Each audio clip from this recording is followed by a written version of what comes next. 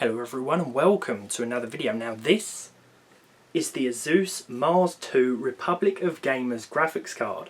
It released in 2011 at a cost of $1,200, roughly £1,100 here in the UK, and Asus only released 999 of them, making it pretty rare. I thought it would be interesting to check it out today because I wanted to get my hands on a piece of old hardware like this for ages.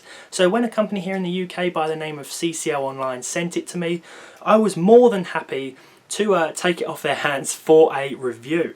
So although this released in 2011 at such an expensive price, you may be thinking, why am I taking a look at it? And the reason for that is because it is essentially just two GTX 580s in SLI on a single board. So if we go over to the UK WeBuy store, where I buy most of my used graphics cards from in the UK, you'll see that a standard GTX 580 on its own costs roughly, well, it does cost exactly £42 at this point in time. If you were to buy two of those in SLI, that's £84. If we look at the American version of the store as well, you'll see that the GTX 580 on there retails for $50, so you can get those in SLI for just $100. That's $100 or less than £100 for an SLI setup, which would be considered a pretty decent mid-range setup today. So with this being just two GTX 580s on a single board, I thought it would be interesting to power it on, run a few benchmarks and see just how well it holds up in 2017. So if we take a look at some specs on screen here, you'll see that this thing is equipped with 3GB of VRAM and 1024 CUDA cores. Now Asus themselves said that this is about 22% more powerful than a GTX 590, but on paper a GTX 590 is slightly weaker than say a modern day mid-range GTX 1060, the 3GB version of which I have in my system. So it'll be interesting to see just how this thing holds up. Should you buy two GTX 580s at a cost of $100? So let's get into it and check this card out. So we started off with the GTA 5 in-game benchmark. Now with SLI it's important to remember that VRAM doesn't stack and both cards share the workload evenly.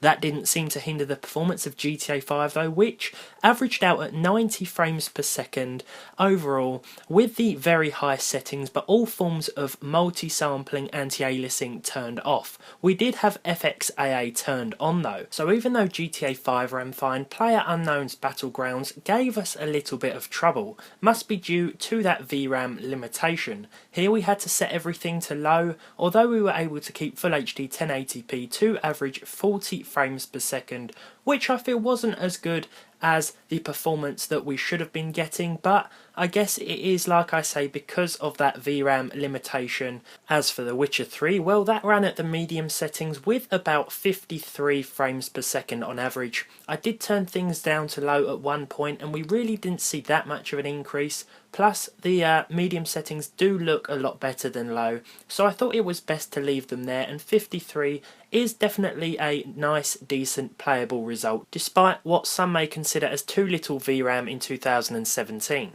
So after a little bit of effort we did get Doom to run on this graphics card. Doom is the most recent game I've added to my collection, guys, after a few of you have been asking for it. On this graphics card it runs at 46 frames per second with the high graphical settings, and it didn't show much signs of slowdown throughout the 1 hour gameplay period. I sort of just replayed through the first couple of levels over and over to sort of gauge an accurate idea of what I could expect. So there we have it, guys. I hope you've enjoyed today's video. I tried to pick games that best represented a challenge in modern gaming to an older card like this.